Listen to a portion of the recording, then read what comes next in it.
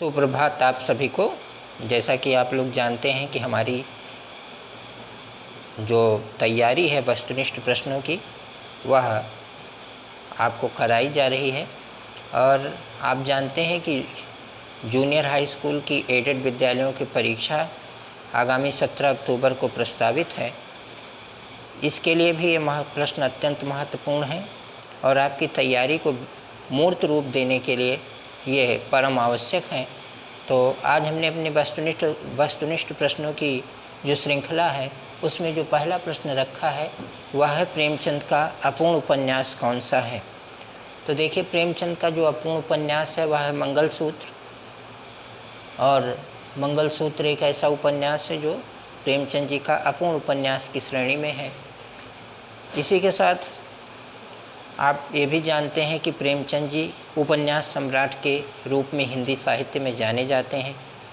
और इन्हीं का लिखा हुआ एक अन्य उपन्यास मुंशी प्रेमचंद जी का जो कि गोदान है, और गोदान कृषक जीवन का महाकाव्य भी माना जाता है।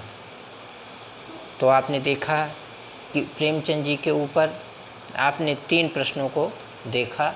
इसी तरीके से आज का मेरा जो अगला प्रश्न है वह है, मेरे घर से आपका घर 5 किलोमीटर दूर है। इस वाक्य में आपको घर से में कारक बताना है कि कौन सा कारक इसमें है। तो देखिए, मेरे घर से आपका घर 5 किलोमीटर दूर है, इसमें घर से जो कारक है वह है अपादान कारक। और अपादान कारक क्यों है? क्योंकि वह घर से अलग हो रहा है, दूर जा रहा है। तो अलग होने के दृष्टिकोण से जब देखा जाता है तो आप जानते हैं कि अपादान कारक होता है। इसी तरीके से आज का जो मेरा तीसरा प्रश्न है वह अत्यंत महत्वपूर्ण प्रश्न है। आप जानते हैं कि नाटकों में नायकों की परिकल्पना की गई है। तो आज आपको बताना है कि भीम किस प्रकार के नायक हैं। तो देखिए, सबसे पहले तो हम ये जान लेते हैं कि भीम धीरोद्धत नायक हैं। धीरोद्धत, भीम धीरोद्धत नायक हैं। धीरोद्धत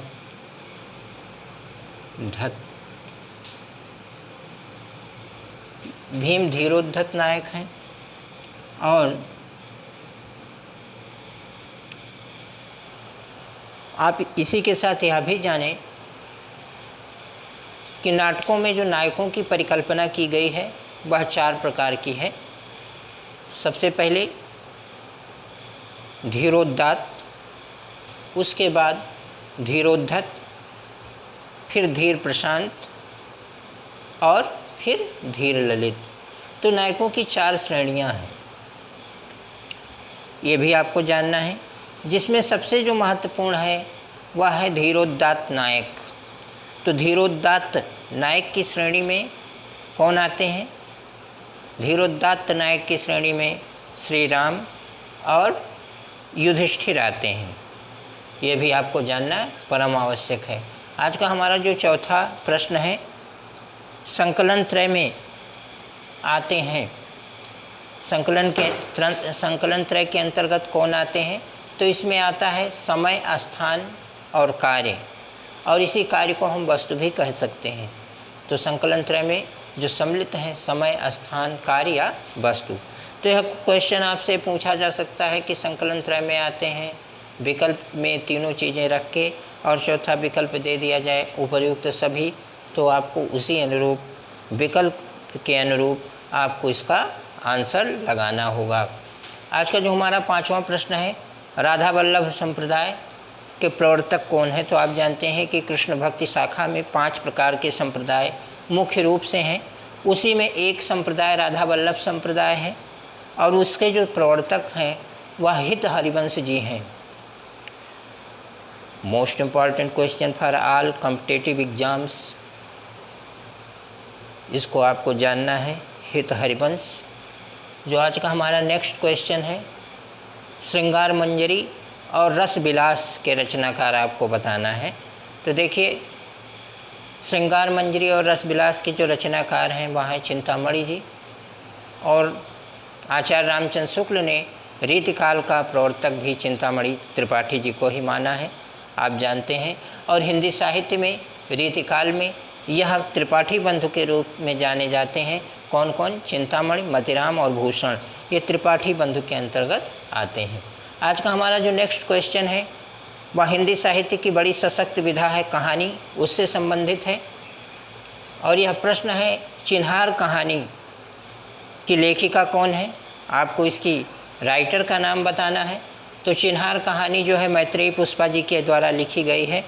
आप जानते हैं कि मैत्रेयी पुष्पा जी बहुत महत्वपूर्ण लेखिका हैं हिंदी साहित्य की, और अनेक विषयों पर उन्होंने अपनी लेखनी चलाई है, चाहे वह कहानियाँ हों अथवा उपन्यास। आज का हमारा जो नेक्स्ट क्वेश्चन है, रीतकाल के सर्वाधिक प्रकृति निरूपक कवि।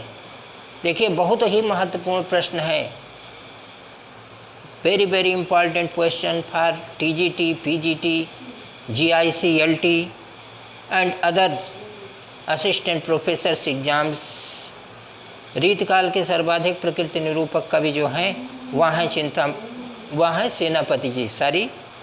रीतकाल के सर्वाधिक प्रकृति निरूपक कवि हैं सेनापति जी रीतकाल के सर्वाधिक प्रकृति निरूपक कवि माने जाते हैं। और इसी के साथ आपको यह भी जानना चाहिए, यह भी बहुत इम्पॉर्टेंट है कि इन्होंने रीतकाल में सर्वाधिक जिस अलंकार का प्रयोग अपने काव्य में किया है वह है श्लेष अलंकार। श्लेष अलंकार का बड़ा विशद विवेचन सेनापति जी ने अपने काव्य में किया है।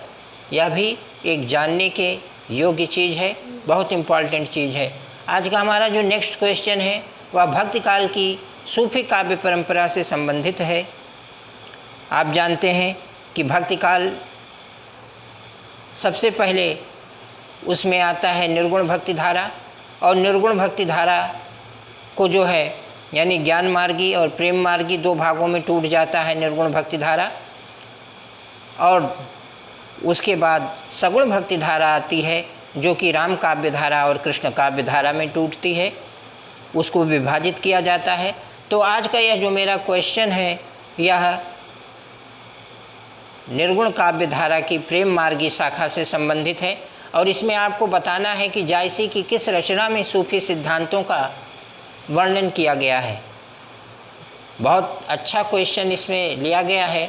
तो आप ये जान लें कि जायसी जी की जो अखरावट रचना है वह सूफी सिद्धांतों का वर्णन उसी में किया गया है। आप जानते हैं कि जायसी जी ने पद्मावत महाकाव्य लिखा, जिसमें हिंदी साहित्य का जो 12 मासा वर्णन है वह अद्वितीय है। पद्मावत का 12 मासा वर्णन हिंदी साहित्य में अपना विशेष स्थान रखता है, अद्वितीय स्थान रखता है। यद्यपि इसके पूर्व भी 12 मासा का वर्णन रचनाओं में मिलता है, लेकिन जितना अच्छा 12 मासा जायसी जी ने लिखा उतना किसी दूसरे कवि ने उसमें सफलता नहीं पाई। आज का हमारा जो नेक्स्ट क्वेश्चन है यह व्याकरण से, ग्रामर से लिया गया है। उसके प्राण निकल गए वाक्य में प्राण का वचन निर्धारित करना है। अनेक बार ये परीक्षाओं में पूछा गया प्रश्न है, और यह प्रश्न पिछली TGT हिंदी की 2016 की परीक्षा में भी यह प्रश्न पूछा जा चुका है, जो कि परीक्षा संपादित हुई थी मार्च 2019 में। तो यह प्रश्न उसके प्राण निकल गए वाक्य में प्राण का वचन आपको निर्धारित करना है। तो प्राण का जो वचन है वह है बहुवचन। आप जान लीजिए कि प्राण सदैव बहुवचन में होता है। इसी तरीके से अगर आपसे कहा जाए कि हस्ताक्षर, बाल, बाल यानी सिर के बाल, तो ये सब बाल, हस्ताक्षर, ये सब किस श्रेणी में आते हैं? बहुवचन, ये बहुवचन की श्रेणी में आते हैं। आज का जो नेक्स्ट क्वेश्चन है हमारा वह है हिंदी में एकांकी सम्राट किसे माना जाता है। बहुत ही अच्छा प्रश्न है, बहुत ही शानदार प्रश्न है। तो हिंदी में जो एकांकी का सम्राट माना जाता है वह डॉक्टर राम कुमार वर्मा को माना जाता है। ये भी प्रश्न अपने आप में बहुत महत्वपूर्ण है। इसी के साथ हम 2 प्रश्न और देखेंगे। देखिए, आधुनिक हिंदी एकांकी का जो हिंदी एकांकी की जो शुरुआत मानी जाती है, इसमें भी विद्वानों में थोड़ा सा मतभेद है। प्रसाद जी की एक घूंट हिंदी साहित्य की पहली एकांकी मानी जाती है, उसको अनेक विद्वानों ने हिंदी की पहली एकांकी माना। और डॉक्टर राम कुमार वर्मा की बादल की मृत्यु को भी अनेक साहित्यकारों ने हिंदी की पहली एकांकी माना है। तो आपको प्रश्न के अनुरूप, विकल्प के अनुरूप इसको देना है, इसको हल करना है। और अगर आप हमसे, हमारे चैनल से पहली बार जुड़े हैं तो चैनल को लाइक करिए, सब्सक्राइब करिए और शेयर करिए, ताकि आपको जो महत्वपूर्ण वीडियो है, जो महत्वपूर्ण प्रश्नों की श्रृंखला है, यह आपको सबसे पहले इसका नोटिफिकेशन मिले और आप इसको विशद रूप में ग्रहण कर सकें, आपके नोट्स मेंटेन हो सकें। धन्यवाद।